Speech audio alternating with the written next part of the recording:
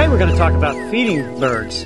It's a perfect time of the year because with the cooler season, their natural food is not as prevalent. Even though they would survive without it, why not enjoy these beautiful creatures in your own backyard? This is an example of a wooden bird feeder. They come in many different styles. I have a plastic one here that's fairly inexpensive if budget is a consideration. Then we want to kind of go, here's another one here that's a fairly simple one with multiple feeding stations. Again, fairly inexpensive, so it makes it a hobby that everybody can enjoy.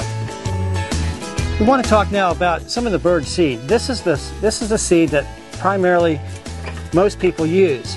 This is a combination of millet and sunflowers and some other basic seeds. This is a fairly inexpensive mixture and doesn't really meet all your birds' nutritional needs. It also attracts squirrels, and so we want to tell you how to avoid wasting food or wasting money on squirrels unless you really want to have them in your bird feeder.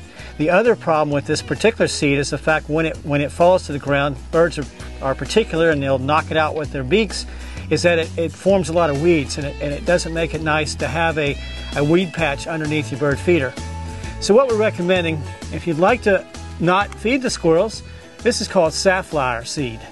It's similar to sunflower, and the birds love it, especially cardinals. If you want to avoid the weed problem, you use what's called a nut and berry. This is a product that has sunflower seeds. It has peanuts in it. This is also good for most of the birds that we'd like to have in our yard. It's almost like we bring in a better class of birds. We bring in the cardinals and some of the fancier birds that are migratory. Right now it's a time there's a lot of finches that are migrating. So this is a finch seed. It's a fairly small seed. This would be great. As you feed the birds, you put out different types of feed, and it actually attracts different types of birds. We have the traditional sunflower seeds. These are probably the most common things. These are great for squirrels or birds. We also want to make sure that we maintain a water source for our birds. This is a very simple possibility for a bird bath. We have a little bird visiting right now. You just take a clay pot. Obviously this clay saucer would need some kind of lining to keep it from draining out. When we think about having birds in the garden, we need to consider several things. We need to consider a food source. We want water. We also want a habitat, something that allows them to raise their young and gives them a safe place to be. So we have this bright green holly here, which will have red berries in season, thick growth, gives the birds some protection.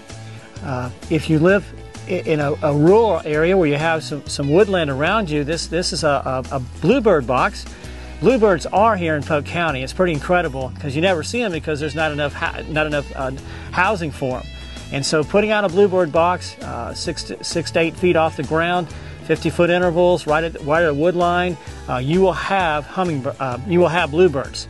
Now I said hummingbirds. This is a plant that we can put in our yard. This is called fire spike. This is pretty much a guarantee that if you have that in your yard, you will have hummingbirds. They will actually come to it. So we've covered today the three major things that we need. We need a food source, we need water, and we need a place for them to raise their young where they feel comfortable.